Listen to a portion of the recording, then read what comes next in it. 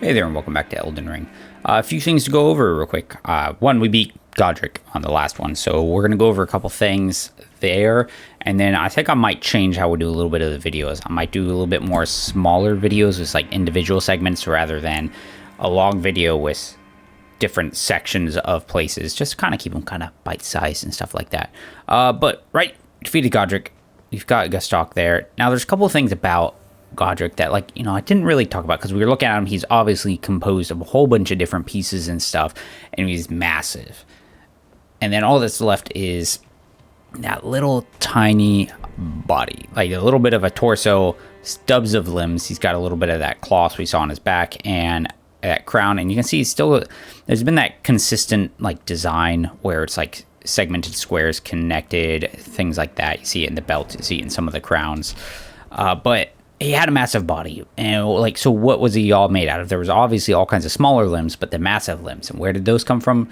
Trolls, because we see one hanging upside down. It's missing an arm, it's missing a leg, so that's clearly where he was getting some of the larger limbs. And then obviously there's hundreds of bodies that were all probably added onto the grafted scions and then added onto him, and then that's where he's also getting those different ashes of wars, because when we talk to what's his name, Bernal, he's talking about how they're like memories and vestiges. They're like ashes, like it's an ash, which we know that spirit summons are ashes as well, where they like summon up memories. So, you know, by using these bodies, he's able to tap into their memories of battles and use these different ash of wars, like the Storm Blade, Storm Stomp, Storm Collar. Like, he's doing all of these storm moves. So, you know, that's obviously where he's getting it from. Now, I also ran around a little bit and I farmed out a couple of things. I got a weapon from that big gnarly dude with the dog in the courtyard, and it's called an Omen Cleaver. So it's a heavy bladed curved sword of colossal size awarded to Omen as a tool of war. It is made to take advantage of brute strength, and the pattern etched upon the blade is a remnant of a deteriorative malediction. Indeed, when bestowing a weapon, preparations must be made for taking it away. So the enemy we got it from is an Omen, and we found an Omen before we fought him. That is Margit the Fell Omen, and there's a shackle that talks about it and how they are an accursed people called the Omen, and these ones were made to keep a particular Omen under strictest confinement. So, you know, some of them are particularly bad, hence the Fell Omen part, but like, you know, they seem to be out and about, and he's a little different from Margit. One, that he wasn't nearly as large. He's not talking. Obviously, 90% of the enemies aren't going to talk. But Margit had, one, a tail, which that, you know, this regular dude didn't have one. But he also didn't really have the horns. Like, if we go and we look at him, he's got, like, all these, like, red sores, wounds-looking spots. Like, almost like maybe those horns have been cut off, right? If he's similar to him. But he is also still pretty massive. In addition to that, I also got the Commoner's Garb, which is from all those like standard dudes, like what Gustok is wearing. You know, it's got that shackle thing around the neck, which the Omen dude's wearing, which the Finger Reader dude is got wearing. Like, so many guys are wearing this like collar thing, but then this specifically has something else. So there's a board hung from the neck depicting a sprawling tree, its roots and branches forming two holes. This is a self-imposed shackle, a voluntary display of allegiance to the Erd Tree that increases faith. So, yeah, so it's a vow of allegiance to the Erd Tree, hence why it looks all rooty, and it does actually increase your faith by 1. So it's kind of interesting. In addition to that, I also got a Banished Knight helmet. So these are like the really elite knights that we fight in here, because we've seen some knights before, right? We've got, you know, the regular Godric soldiers, the foot soldiers, into Godric soldiers, into Godric knights, which are like typically the heavy shielded ones or the two-handed sword ones. The commandery dude that took over Fort Height was a Godric knight, but these guys were like another step even above them, and we fought several of them using sword and shield or halberd, and there was even one or two that we fought that had like a red cloak, and they ended up using some kind of like fire magic on us, which sort of makes sense when you look at this helmet, and it has what appears to be a dragon on the top. Now, and they also use a lot of those various types of storm veil, like Ash of Wars. Like, we see them doing stomp things, big storm leaps. Some of the exile guys are using the Stormblade aspect, but this is a thick thick, full set of armor covering the entire body. The helm was worn by knights who, whether by misfortune or misdeed, were forced to abandon their homes. These fierce warriors were each and all accomplished. Perhaps that is why, despite their territorial losses, they were still named knights. So for some reason, they had to leave their home, which, I mean, kind of fits with us a little bit, right? A helm of a knight banished from their motherland. So a little bit different, but these guys seem to be some kind of elite. And even Nephili, when we talk to her, meet her, she's over the body, and she basically exemplifies them. She honors them, saying they were like a worthy opponent. But the interesting thing with this is that it ties in pretty well with like what we see with like the exile hood worn by soldiers sent to penal colonies. And then these guys are sort of banished and lost from their home. The Godric soldiers, they aren't even from Stormvale, really. Like when we read the ash from there, it's saying that they were what remains of an army that fled the royal capital of the Erdtree. So all of these things that we're finding here in Stormvale are like remnants of old armies, people who have been banished, sent out. Like there's just scraps of things that are all collecting in this place from other areas across the lands between, or even outside the lands between, even maybe. Like we don't truly know, right? So I found that pretty interesting. Now we need to go ahead and we're going to go to the Roundtable hold, because there's going to be some important things to do there. There was even that guy there who said, like, you know, we're basically just a visitor, that, you know, until we like actually do some work, that we're not really worth anything. But we can see there's already a couple new faces here.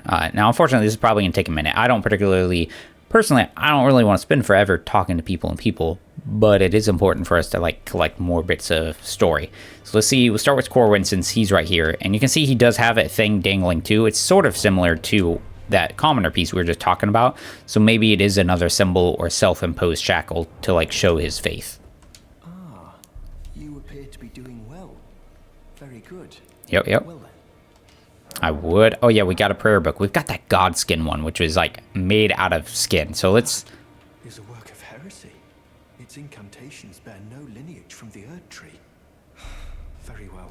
All right, let's see what they've got. So we've got two in here. We've got Black Flame, incantation of the Godskin Apostles. It throws a ball of raging black fire, which, I mean, this one says throw a ball of, raging fire. So both of the fires are raging, right? Which is interesting, I guess. Charges enhances it, causes it to explode, and the Black Flame is weighty. After dealing damage, it continues to sap foes' HP for a very short time. Okay, so it actually like burns and like clings to them. Same thing pretty much here. You know, it engulfs your weapon with Black Flame, and then, you know, continues to sap HP. Incantation of the Godskin Apostles. All right, so we don't know anything else about them right now. Here's D. D is here. Hi, friend. I did, which I have something to say about him too. I hate my controller drift. The power of the Golden Order to aid the hunt of those who live in death. Nice. So he teaches us stuff too. Litany of Proper Death and the Order's Blade. So it's an incantation of the Golden Order Fundamentalist, used by hunters of those who live in death. And I mean, that's what he does. Creates an image of order, dealing holy damage to nearby foes. It is especially damaging to those who live in death. Any failed by this incantation cannot be revived. So we can assume, like with the skeletons, normally we have to strike them again, otherwise they basically reanimate. So maybe this, you finish them off and then they just stay down. The role of the hunters is to stamp out defiled reason, all for the perfection of the Golden Order. But we know, like, the Golden Order is maybe like kind of broken and twisted too. Rajier kind of suggests as much. There's some other things like inconsistencies we've encountered as far as like what they're for and what they're against. So it's, you know, maybe part of it is coming from those who live in death. Sort of the same description here, except it enchants the weapon as well. And you can see in this picture too, right? There's a guy, he's doing a T-pose, like arms outstretched to either side. There's a symbol on the background. This is different from the Erdtree one. You can see it looks like a triangle with overlapping rings, which is similar to a portion of the Elden Ring, like sections that we've seen like in the opening screen and stuff. And then even this, we got some type of great sword of sorts, and then there's kind of, it looks like a ring over it, right? Going through the hilt and over, and in a way, it almost looks like an inverted kind of Elden Ring aspects, right? Because it's got that curve, and the rune arc is a bottom curve of the Elden Ring that like catches blessings and stuff. So you can kind of see how that maybe is similar in a way about D. I serve the Golden Order, that I might put this crooked land to rights, following only the guidance of the great Elden Ring. Those who live in death fall outside the principles of the Golden Order. Their mere existence sullies the guidance of gold, tainting its truth. And so it is the vermin must be exterminated, down to the very last. Huh. Alright, so they exist outside the guidance of gold, which is like grace, right? And they sully it, so that's why he's like trying to get rid of it or twisting it. So they seem to be ruining it somehow, which is why he's hunting them down. Alright, and look who it is. It's the crestfallen maiden. Greetings. Nice to see you again. My name is Roderica. Roderica. I should have told you sooner. Isn't this place impressive though? The Roundtable hold, covert quarters of the Two Fingers, and gathering place of champions who vie to become Elden Lord. I never knew the guidance bestowed upon us Tarnished had such fantastic roots, although it's all a bit much for me, in truth. I'm still looking for my own purpose. Alright, anything else? And please allow me to express my thanks for giving me that keepsake from my men. It was as if I was frozen with self-pity. I failed them at every turn. You have my gratitude. Please, take this. A golden seed. That's cool, because we can totally use that. Green eyes, she's got a green brooch. If we walk out here, we didn't really go out here before, or if we did, I didn't do very much, but you can see there's some, see what I was talking about, there's that sort of similar crown thing we've seen across a couple different pictures. Somebody with long hair, the Erd tree in a city, and then it's Rogier. Except he's sitting down, he's got a blanket covering over him, and you can actually see right there, there's some stuff sticking out. There are bugs flying around. Now, that stuff sticking out right there, I mean, we've seen that sort of thing before. We've seen it outside of, you know, around the Stormveil Castle, the twisting roots. We've seen it around in the different catacombs, and that weird body thing we found underneath there, and those flies and stuff obviously don't look good. There's a reason he's covering himself up. Ah, we meet again after all. I apologize for any offense given by my bearing, but I'm quite unable to move, you see. So, what do you need? Any more skills? Nope. I've defeated Godric. Ah, you defeated Godric and claimed yourself a great rune. Looks like we both got what we wanted out of Stormveil, Okay. didn't we? Well done, friend. Something to mark the occasion. Go on, take it. Oh, his rapier. That's cool. +8, which is solid. I might have guessed, I still can't move. My fighting days are behind me. No need to be polite. I've no use for it anymore. Rogier is such a bro, man. He's awesome. About the corpse under Stormveil. The misshapen corpse under Stormveil. That is a sacred relic. Sacred of the relic. Black Knives plot, as that famed night of assassination is known. It happened during the golden age of the Erd tree, long before the shattering of the Elden Ring. Someone stole a fragment of the Rune of Death from Malekith, the Black Blade, and on a bitter night, murdered Godwyn the Golden. That was the first recorded death of a demigod in all history, and it became the catalyst. Soon, the Elden Ring was smashed, and thus sprang forth the war known as the Shattering. I once wished to become a scholar, you see. I've spent many an hour scouring the archives for knowledge of that fateful plot. The world has grown crooked, and if you intend to put it to rights, you'd better understand what happened to make it this way. And that thing is to blame for the shape I'm in now. I urge the utmost caution. Don't disturb the corpse more than necessary. Huh. Right, there's a ton of information to get from that. So one, right there at the end, him messing around with that corpse thing under the capital, under the Stormvale, made him sick. And that's what happened to him. And we got an item from there, which implied that it was like the, what you call it? Oh, what does it say? The pustule came from the visage of the Prince of Death, he who used to be Godwin, the first dead of the demigods, said that he's buried deep under the capital at the Erdtree's roots. But that's not where we found him. We found him in Stormvale, and I'm pretty sure that's obviously not the capital. So there's that whole aspect of it, right? And then he talks about how, you know, it's a sacred relic of the Knight of Black Knives, the dire plot. And remember way back when I talked about how the opening cinematic is misleading in a way, and not like, again, I don't know that it was meant to do it on purpose, but the order it goes in, it started off by saying like the Elden Ring was shattered, Queen Marika disappears, and then on the Knight of Black Knives, Godwin the Golden was, murdered, the first demigod to die, and then there's like the Shattering, a war from which no lord rose, right? So it lays out all these things like they're in this order, making it seem like first the Elden Ring shattered, and then that was like the start of the whole avalanche where everything went wrong from there.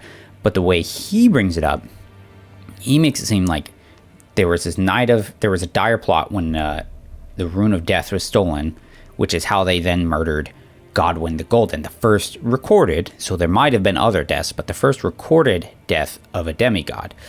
And that was during like way, way long ago, long before the shattering of the Elden Ring in the golden age of the Erdtree. Like, it happened a long time ago. And then later on, that's when the Elden Ring was shattered.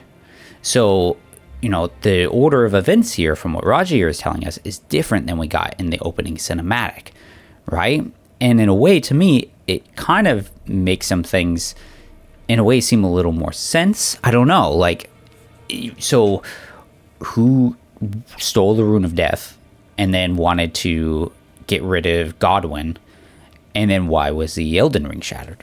Oh, still need something? About D. So you've met D. D is an old friend. We found ourselves journeying together for a time, bound by our exploration of death. But our paths have since diverged, never again to cross. Though that's hardly an uncommon fate for two friends.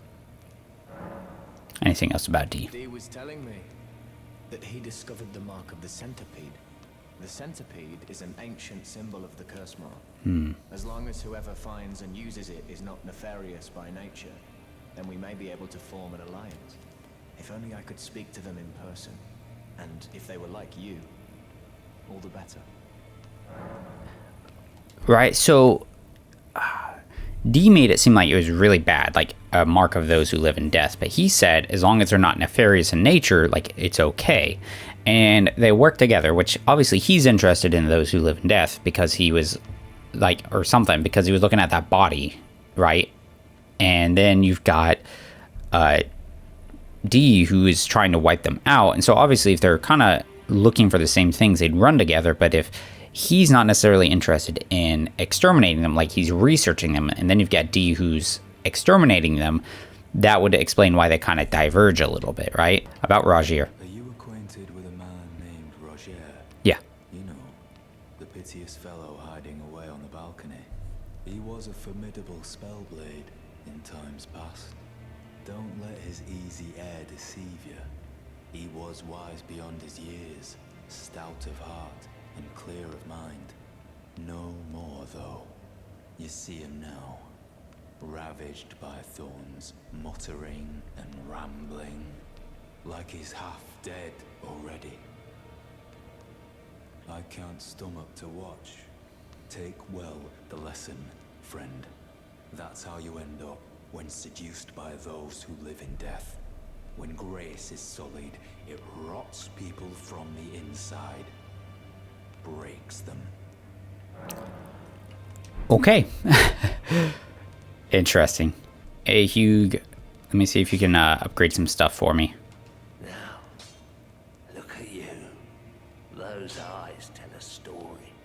of a challenger who's felled his mark. Find 'em well. Now lay out your arm. All right. Oh, he has something to say about Rodrika. The girly boy here. She's crestfallen and can scarcely swing a blade. But she has a gift for spirit tuning. I saw another one like her long ago. Their eyes share the same hue. Okay, so like somebody else's green eyes. Spirit tuning. So, I mean, she did talk about how the spirits looked favorably on us and stuff. So that kind of matches up. Also, do you think he's like one of the Omen? Because he's all gnarly looking, right? And that's sort of a trademark, it seems, of some of the Omen guys. But he's a little different, where he's got scales and horns. The other dudes don't seem to really have scales. They just have like spiny growths off of them. And he has almost like barnacles and rough pebbled skin. It's all a bit much for me. I'm still looking for... Still looking for a purpose. Here you go. You're telling me I possess some kind of gift? That's what Hugh says, dude. I don't believe you. But if I do have this talent, and goodness knows it would be my first, I suppose I should try to hone it, shouldn't I? I'll ask Master Hugh to teach me. Certainly he does appear intimidating and holds no love for us tarnished. But I know he's trapped here at the Roundtable hold, so I can tell. He's a gentle soul underneath it all. Okay, so let's go back and talk to Hugh. Back already? Yeah. No matter. Rodrika, The girl. What about her? would you watch over her? Are you out of your mind? Who'd stay with an ugly brute who only knows how to smith? Absurd. Besides, she'd never agree to it. That's what she wants. Like, yeah, she says you're a gentle soul, man. I refuse to believe it. I don't doubt you, but I know when something's too good to be true. Well, let's go back in here. Let's check in with Sophia, since, you know, it has been a while. I am pleased to see you again. Would you like me to hold you? Oh, she has a brooch, too. Hold on. Let me see. Hers is, like, black, though. Let her hold us.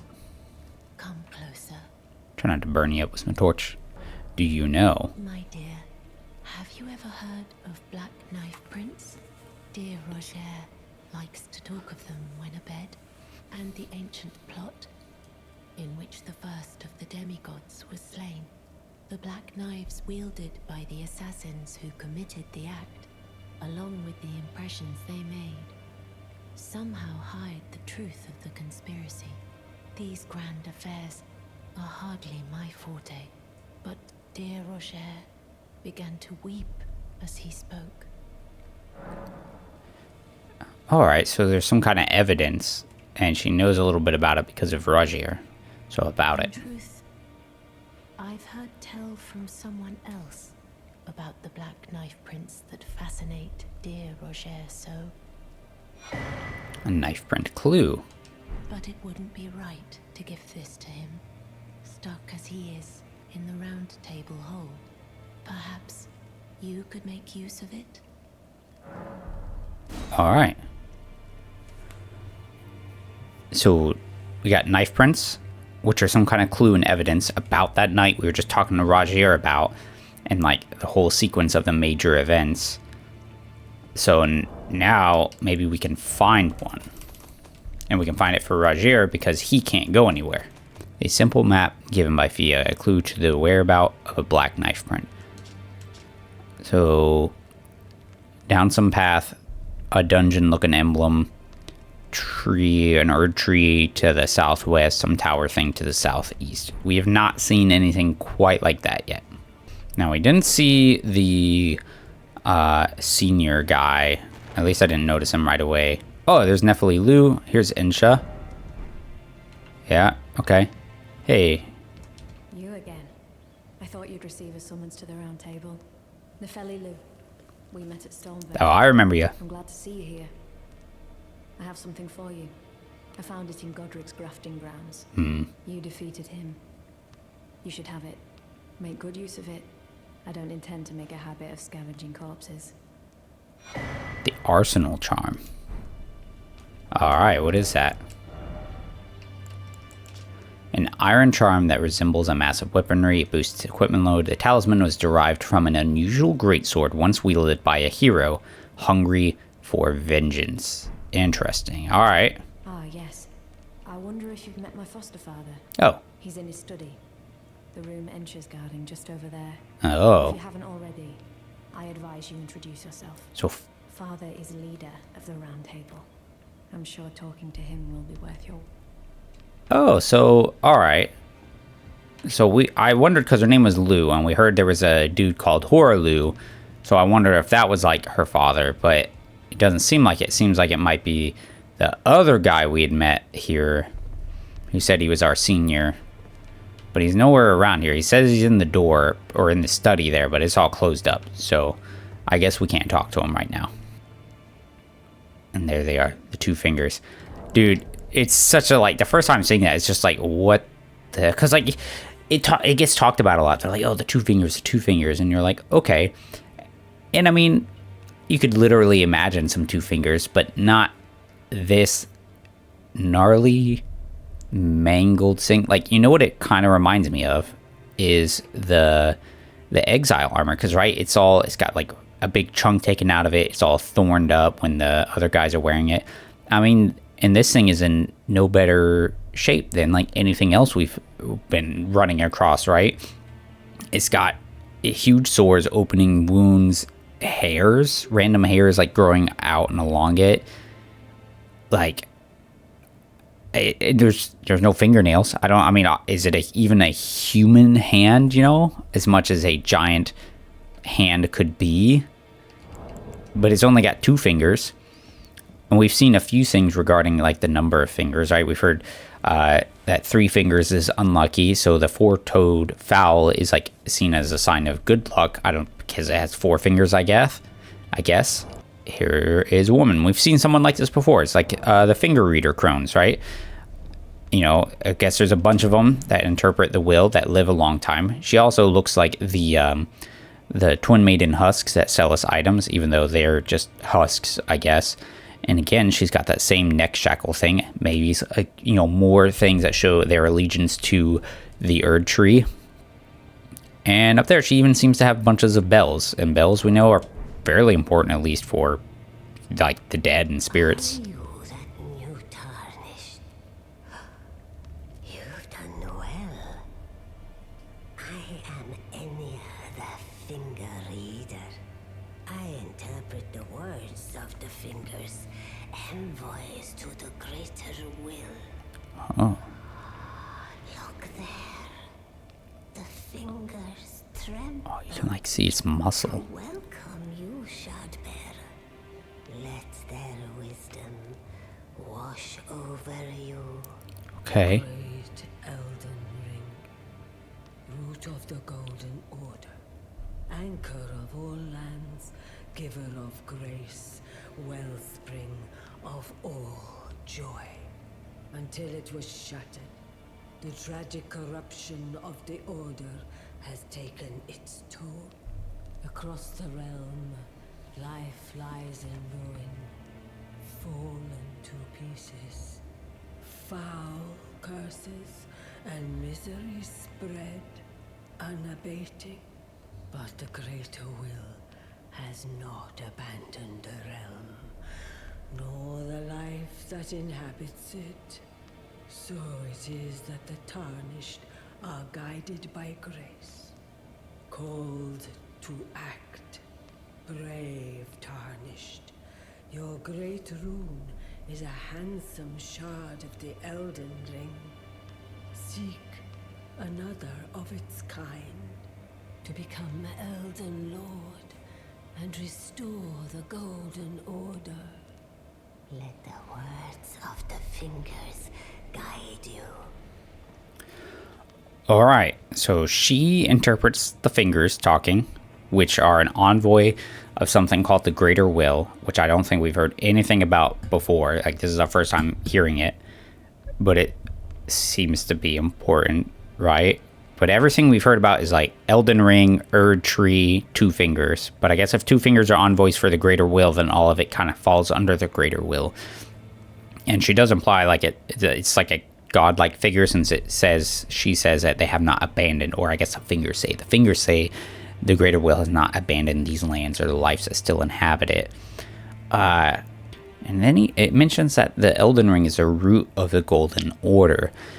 And then when it's shattered, it has like destroyed like order itself and bounty, like blessings and stuff, because it said that the Elden Ring was the source of all joy, order, things like that. And so if the Elden Ring was a source and like anchor point center for the Golden Order, it would make sense that when it was shattered, that the Golden Order would become disjointed and like, you know, unsure or corrupted. And it tells us to go find another handsome shard or portion of the Elden Ring to become Elden Lord. So we have one that we got from Godric, so we need to find another one, I guess. Well, I see. A remembrance of gold has found its way into your possession. Demigods and even the creator of the champions are hewn by the Erd Tree upon their end into remembrances. They are valuable indeed. These remembrances yet house the power of their former masters. And should you wish to wield that same power, well, I will lend you the strength of the fingers. Do not recoil from my offer. The fingers guide us all. And you, tarnished, you are here to take, are you not? I suppose so. Yeah, so we got that remembrance from Godric, and it was a remembrance of Godric the Crafted, a remembrance that was like hewn into the Erd Tree, but she almost made it seem like it was hewn by the Erd Tree, and then, you know, that we can draw power from it. Makes a little bit of sense, and there's a lot of things that seem to tie in with memory and drawing, like the memory of its former body, like the spirit ashes of war, things like that. So receive power from the remembrance. Now, I unfortunately used it because I was like, I don't know that I'm going to use it to get an item. So I always thought, just get the runes and use it to level up and stuff. Unfortunately, I can't seem to see the items that it drops. So I will have to figure that out so that we can, see what the items are and get the lore pieces from it. I know how to do it. It's going to take us a minute. And then about great runes, because we did get a great rune, but when we look at it, it says it's not, I want to say active, like it's not devoid of any benediction. Seek the divine tower of Limgrave, which stands beyond the Great Bridge from Stormvale Castle. And we have a site of grace that kind of points us along there, right? So let's see what she says. Great runes are the stuff of demigods, the children of the goddess, Queen Marika. She who is vessel of the Elden Ring. Vessel of the Elden Ring. Painted by the strength of their runes, her children warred, but none could become Elden Lord. And so grace was extended to your kind, the tarnished. Listen. Oh. The fingers speak. The greater will has long renounced the demigods. Tarnished, show no mercy. Have their heads. Take all they have left. Indeed. But remember one thing. The demigods are each and all the direct offspring of Queen Marika. Godric the Grafted was but a distant relation, the runt of the litter. His divine blood sorely diluted. Huh. Alright, so she says that Marika is a vessel of the Elden Ring. So it's almost like she carried it or something. So in the opening cinematic, it talks about how the Elden Ring was shattered, and then the Eternal Queen Marika the Eternal disappeared. So, I mean, that obviously, like we said at the beginning, you know, it would make a lot of sense that those things would be tied in together. But if she's tied more in with the Elden Ring, and then it gets shattered and she disappears, right? That seems definitely pretty well related there. And that thing, like, so it talks about how then, you know, it's shattered. So there's all these pieces for the Elden Ring, and they need them gathered up together, I'm assuming, to fix it and become Elden Lord. Now, these demigods started gathering up the pieces, but then they were, like, tainted by the mad power, which, I mean, are we in danger of that? But it seemed like, you know, the greater will then renounced them because they didn't do what they were supposed to do. Like, they just fought each other. And it seemed like once none of them were actually going to pick it up and become like Elden Lord, that's when they extended grace to us. Like, we're the fallback plan, and they started like just giving out grace left and right to all these other like champions and things, like, you know, like Horalu, the ever brilliant Gold Knights, all these big names. And then there's like others like me, you know, our characters like Rodrika, who is like, she's obviously not a warrior of some kind, but she has grace. Like, to me, that speaks of desperation. Like, the greater will was just like, oh, something needs to happen, right? And so it just started handing it out and said, like, go get this thing and make things better, which is kind of fun. And, you know, and it says it there that they renounced him long ago, and says, like, take him, get rid of him. We do not care anymore. They've lost it. But they're all direct offspring of Marika. But, you know, Godric is the runt of the litter, which tracks with a lot of like what we've learned about him, as far as like he just fled the capital. He hid among the like women and old folk. He lost battle, you know, begged for mercy, all those kinds of things. We're gonna be pretty much done here because it's already been like over half an hour, and that's where I would like to keep it limited. But now look, the door is open, so we can go on in here. And once again, just books and books and books everywhere. And there he is, poring over a page. We've already kind of looked at him. Received the wisdom of the two fingers, have you not? Sure did. Then I bid you welcome as a true member of the Roundtable. I am known as Gideon Ofnir. Gideon Ofnir, As a tarnished who the all-knowing. before the Elden Ring and become Elden Lord, I am accumulating knowledge to be all-knowing. You now belong to a select group of fellows. As such, I ask that you remain constant.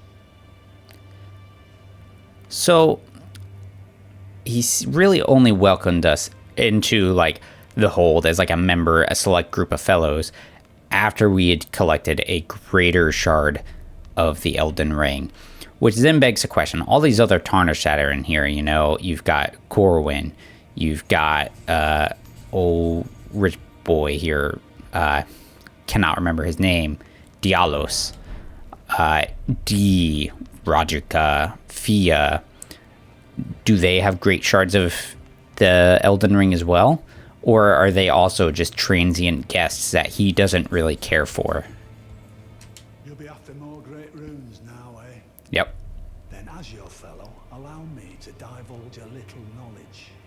The inheritors of the great runes, the shard bearers.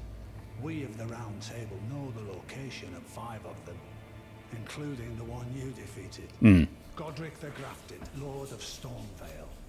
General Radahn, who fought Melania and her rot to a standstill in the Caelid Wilds. Praetor Rykard, Lord of the Volcano Manor of Mount Gelmir. Morgoth the Grace-Given, Veiled Monarch and Lord of Leyndell. And Renala, Queen of the Full Moon, ruler of Rhea Lucaria's Academy. You'll still be after more great runes, won't you? Alright, so and it gives us a bunch of names, other demigods and shard bearers, much like, you know, Godric right there. Jeez. So about Nephili. I understand you've been speaking to Nephili. Yep. She's my daughter. I took her in when she lost the guidance of grace. Oh. Though a mere axe-wielding barbarian, her youthful credulity suited my purposes. So I put her to work. Do not hesitate to employ her. Should her services benefit you, despite her looks, she is more than capable in the press of battle. Honestly, that's pretty cold of him, though. He's just like, yeah, I took her in because she didn't have a thing, and just because I could use her. And then if you think you can use her, don't hesitate to, which is pretty messed up, right? About Godric. So, Godric the Grafted, Lord of Stormvale. The runt of the litter. Despite being the blood of Godfrey, first Elden Lord, he's a grotesque old fool grasping for power.